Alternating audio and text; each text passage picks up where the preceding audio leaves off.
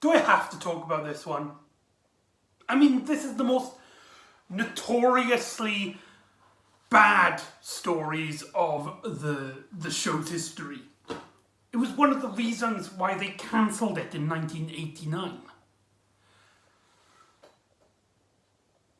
But let's just delve right in. Hello and welcome back to the Doctor Who Marathon. I'm your host McEdam, and today we're going to be talking about Warriors of the Deep, written by Johnny Burns and is directed by Pennant Roberts, which I believe is the first director and maybe the only director that has worked on a previous era of the show that came into the John Nathan Turner era. So that's really cool. And this story is notorious for having such a difficult production as it was really rushed into. It had a lot of problems with the script, as Ian Levine, who was Doctor Who's continuity advisor, had many complaints about the script and how it does not connect with the rest of the continuity of the show. I believe, I think it might be an over-exaggeration, but I believe he asked for 150 changes to the script to keep it in continuity. And so the script was keep getting delayed and delayed and delayed, and Eric Saywood, script editor at the time, has been known to be fed up with this story as he was working on the next story, The Awakening. He was also had to work on this story to keep Ian Levine and Johnny Burns on eye-to-eye level, and so the script was delivered late. And then, as well, with classic Doctor Who's, I believe they filmed, the original plan was to film it in 4 weeks. However, during, I believe it was the first day of shooting, Margaret Thatcher announced that she was going to held a new election and a new debate after winning the Falkland War, and so the sets that she was going to use for this election were actually the sets that were going to be used for Doctor Who. So this story lost 2 weeks worth of studio production. So the story had to be really rushed into production.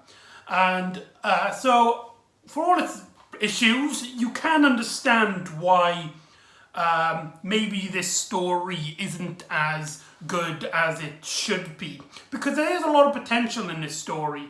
It deals a lot with fears of the Cold War. The story starts off with a human sea base as they're getting ready to basically set each other on nuclear explosion, and they're all just got their fingers on top of the button just waiting to press it just in case a war breaks out. And so there's a lot of potential there, but like I said, there was a lot of script problems and big issues, and I don't know, this hasn't been stated anywhere, this is just me theorizing here, but there seems to be a lot of focus on action in this story, and I think that's a John Nathan Turner thing. John Nathan Turner has been known for being a bit more on the publicity side of Doctor Who, as this continues the trend that started in season 20 of bringing back classic Doctor Who monsters, here being none other than the Silurians and the Sea Devils from the third Doctor era. So this is the first time they've appeared outside their era, and it would be their last appearance in classic Who. And yeah, there was just so much stuff that was being put onto this. It was also here that Peter Davison and Jacqueline Fielding were basically sick of the show. It had so much trouble that they both announced during the making of this story that they decided to leave the show. So this is the one to blame as well, and it's got another thing that's got to be blamed for as well. But we'll get onto that when we talk about a particular element of this story. So anyway, let's get into the story. Now, episode 1 is mainly just setting up the plot. A lot of people have criticised it as being one of the most boring singular episodes of Doctor Who. And I kind of disagree, though I do think it's a pretty bad episode in terms of pacing and everything to go with it. But in terms of, like, a lot of people say that nothing happens apart from the Doctor and the TARDIS team arrive on this planet, arrive on this base, and find out that the Silurians are about, basically. But there's a bit more to it than that, as we get to learn about the humans on this sea base, and that, like I said, they're basically getting ready for war in case it happens. We also learn that there is a device to make sure that it can't be taken by enemy hands, by having this poor young boy who's actually like a student. He's got this thing where he can link his brain with the computer, and he basically sets off the nuclear bombs. And we never really learn who they're supposed to be fighting who. They just call them blocks. So it's one block of human colony versus another block of human colony. But we never actually learn if it was like any particular country or organization. It's just two groups of humans, unnamed humans. And we soon learn that two characters, a German scientist woman and the second in command, are actually spies working for the other end of the team. And I don't know what their goals were, essentially, because they have this boy basically taken to them, and they trick the commander to let them use a brain device to allow them to try and cure him, because this young boy was suffering through a mental breakdown. So they trick the captain to giving them a device which allows them to basically mind control this poor kid, so that their military defence is now in their control. Whilst this is going on, the Doctor, Tegan and Turlough try and get help. However, they've basically realised that they're in some sort of like secret base. So episode 1 is mainly just them running around trying to not get caught. Whilst this is going around, we get to see the Silurians as they've just woken up from hibernation, and they're going to basically take over this base because they've seen that these two groups of humans are at the point of war, and they feel like if they can just get one of them to be triggered and set off, they could start the war, the human wars, so that they would annihilate each other, and then the Silurians can come out of hibernation and take over Earth. Yeah, that's basically the main plot of the adventure for episodes 2 and 3. And the big issue with the writing in this story is pacing. In terms of episode 1, there's a lot of just walking around corridors, a lot of bland scenes, and somebody, I believe it was He Who Moans, pointed out that a lot of characters talk really slowly just on to fill up that 30-minute mark. And the allegory for the nuclear warheads between these two races and stuff, could have had a really interesting plot. However, the story seems much more interested in action scenes. Now, we have to talk about the directing of this story.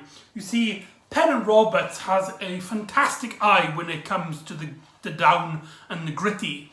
But when he tries to tackle really light sci-fi elements, as you might have heard in my Faces of Evil video, I don't think he does a very good job at the more sci-fi light elements. And here, this becomes a massive problem.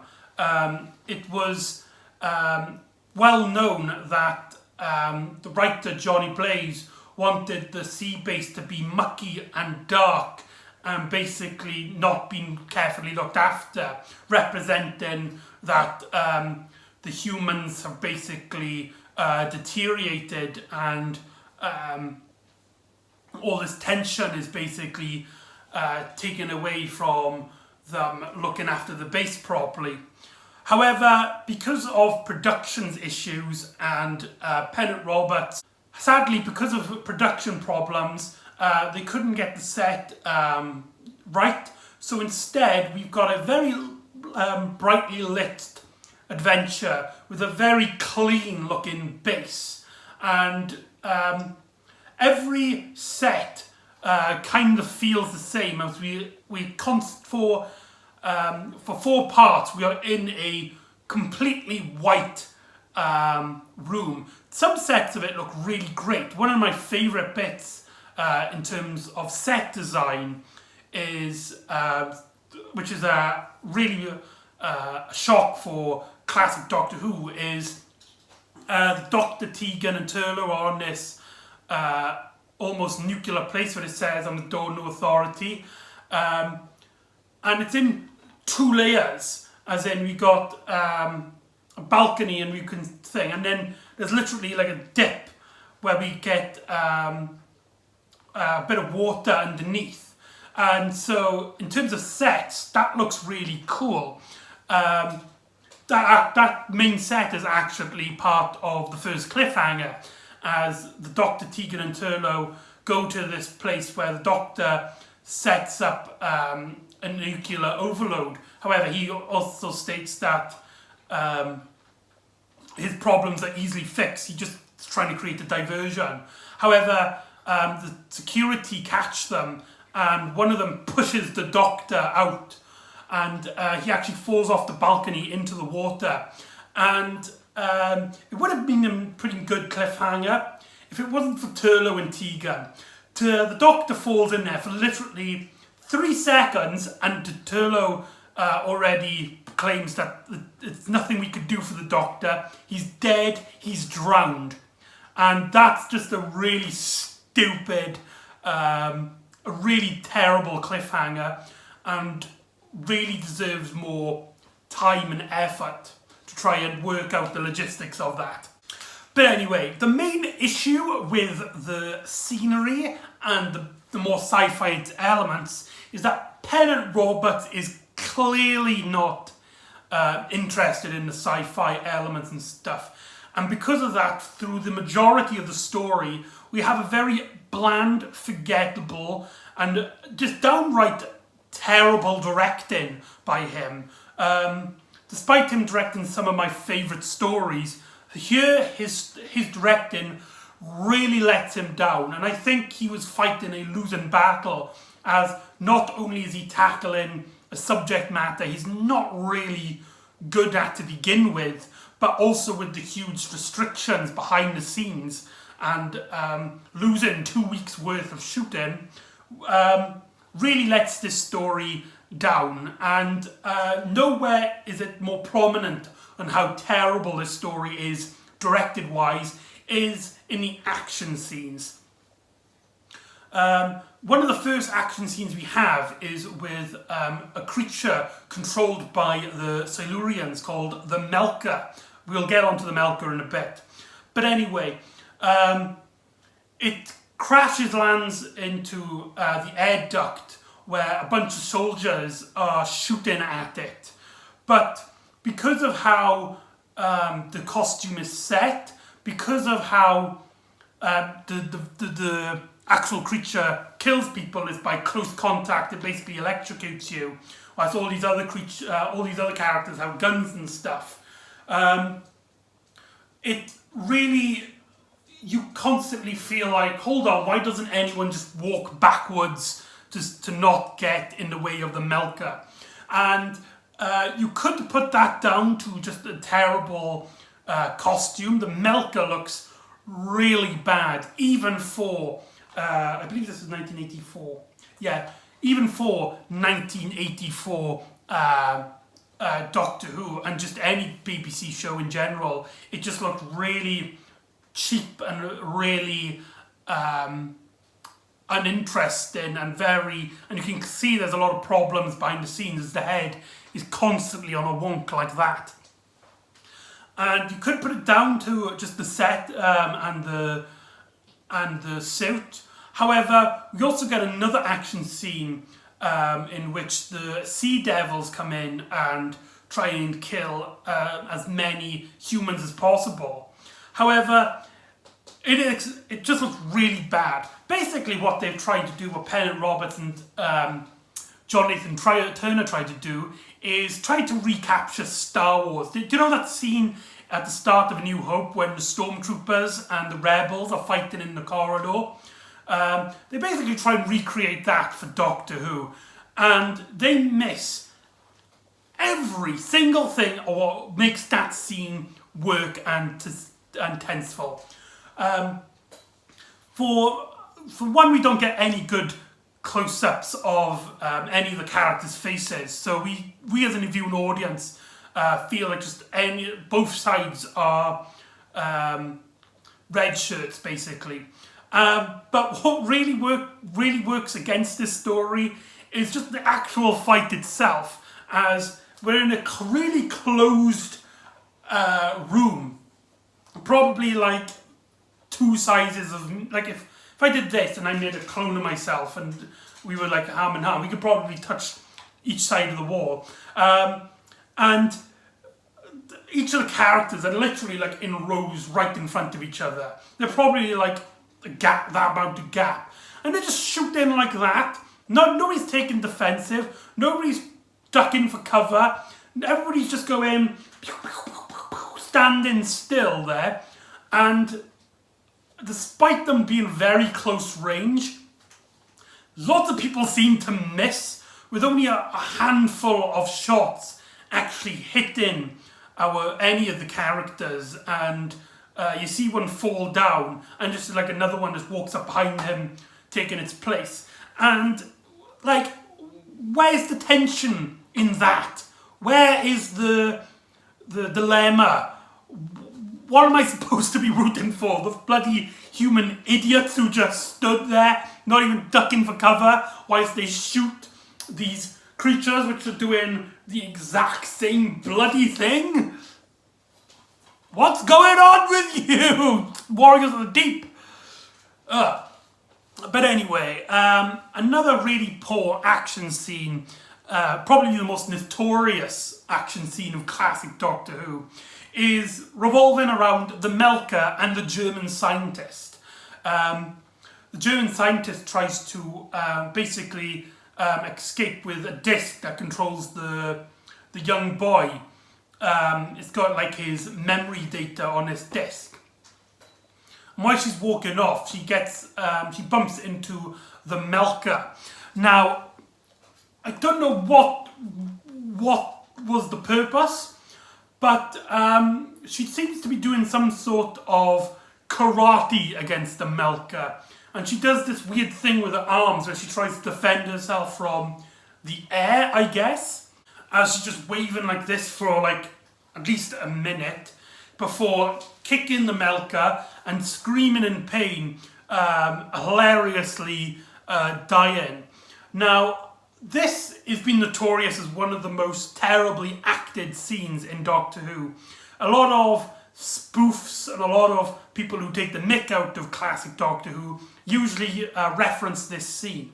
And what's really important about this scene for for the worst is that Michael Grade, who would be the head of the BBC and was notorious for hating Doctor Who, used this scene as an example that Doctor Who should be cancelled. So Warriors of the Deep is the reason why Doctor Who got cancelled, despite the fact that this story came out 7 or 6 years before the show actually got cancelled, and to judge it on a story which even the fan base doesn't consider it a great story is a bit unfair in my opinion. But yeah, that's just a very sad and important thing to note. But I will say this about this story: when the story gets along, it does get a lot better as when Silurians come in around about part 3 or part 4, there becomes this huge dilemma as the Doctor finds out what the Silurians are working for, and the Doctor even states that he failed the Silurians once before. He's not going to do it again. And he seemingly knows the leader of the Silurians, Ishtar, which I don't believe was ever a character in Doctor Who and the Silurians. So I could be wrong. It could be a character from Doctor Who and the Silurians. I believe there's a book, a Third Doctor book, which has Ishtar in it. But anyway, Ishtar also knows the Doctor, as the Doctor states, in my previous incarnation, you've known me as the Doctor. But either way, it's supposed to imply that this is a direct sequel to the Doctor and the Silurians and Doctor and the Sea Devils, in which the Doctor knows that they're not really bad guys. It's just they've had the odds against them and they're trying to fight back. But, diplomacy is basically broken down, and the Doctor tries to negotiate with them, and the Silurians come up with a plan that basically it's against their moral code for genocide. However, they also believe that the humans are basically have failed in their right to live, and so what they're going to do is not really. They're going to try and start the war, which the humans were already working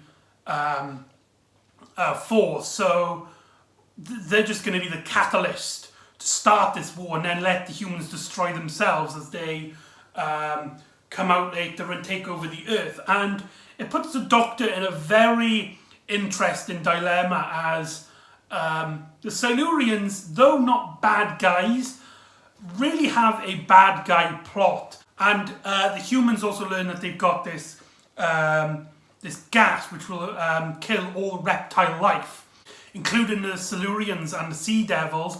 And so the Doctor tries to find out an alternative method in which it won't kill them, but it will at least stun them. However, they couldn't find one in time, and so the Doctor tries to use at least as much as possible as he goes back into the human computer, where the boy, who is now dead, and the Doctor's going to try and plug his brain into the computer. But however, he takes a long time, and whilst the humans are all getting slaughtered, this poison is also killing the Silurians and the Sea Devils, and basically it becomes too late, and the story actually ends with the Doctor, Tegan and Turlough being the only survivors in the story. This is one of the few Doctor Who stories in which all the supporting cast members die by the end of the story.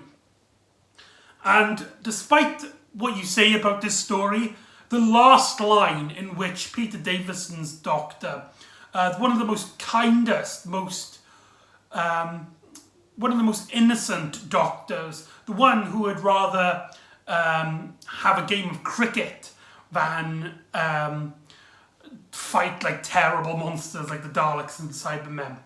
He looks at all this death, he looks at all this destruction, And with genuine sadness from Peter Davison, he turns to Tegan and Turlough and is like, there should have been another way. And then the credits roll.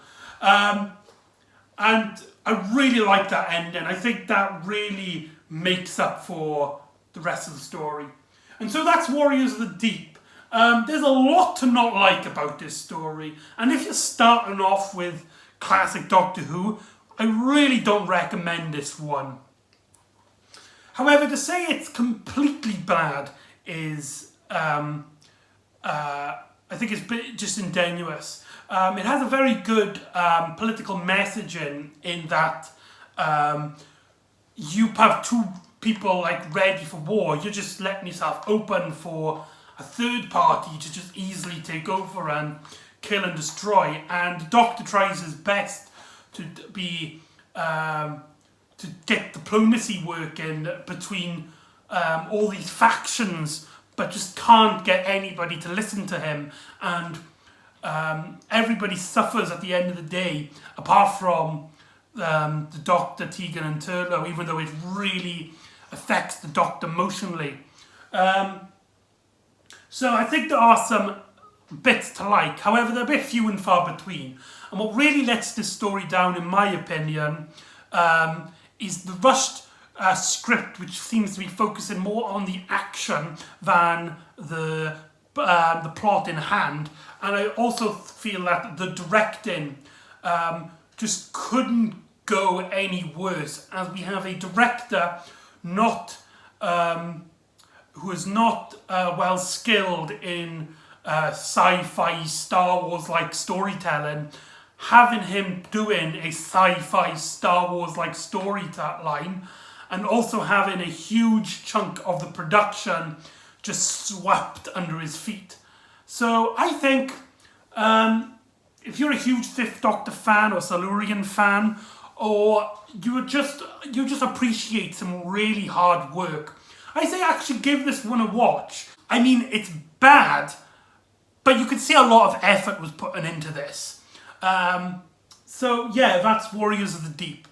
So join me next time where Dr. Tegan and Turlough land in a small little village where Tegan, I believe her uncle lived, and there seems to be something wrong with time, as people from the past seem to be presenting themselves into the modern day. So join me next time for The Awakening. And I'll see you next time on the Doctor Who Marathon. Ta-da.